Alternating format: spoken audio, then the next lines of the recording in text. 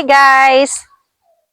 So dahil nabanggit ko nga sa inyo kahapon na lahat daw ay vlogger na, kaya nag-try din tayong mag-vlog. So it's my second day sa pagba-vlog ngayon guys. Ay wait, paano to pipindutin para magkamukha ako si Marian Rivera? Bakit hindi umiiba yung mukha ko? Okay na to siguro, pwede na to.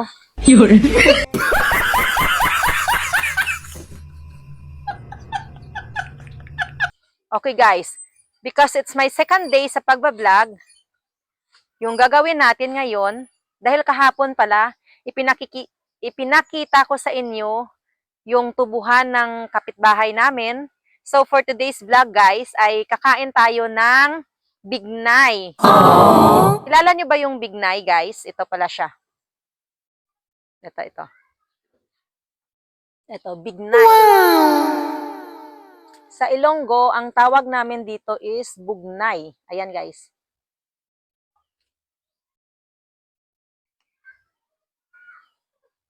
So yung goal natin guys is kainin yung bignay o bugnay sa Ilonggo na nakasmile pa rin. Oh no! Kaya ko kaya yun?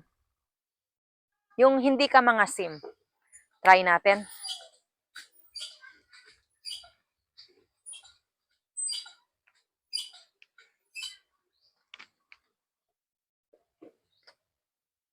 Ito siya guys.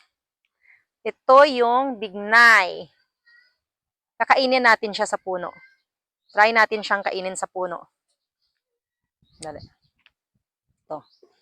Goal natin is kainin siya na nakasmile pa rin. What? Na hindi nangasim. Try natin.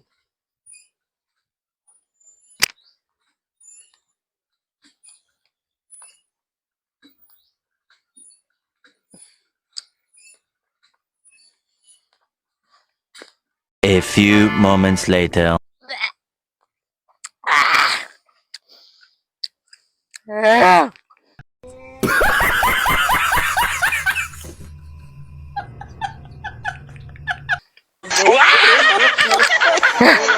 Grabe.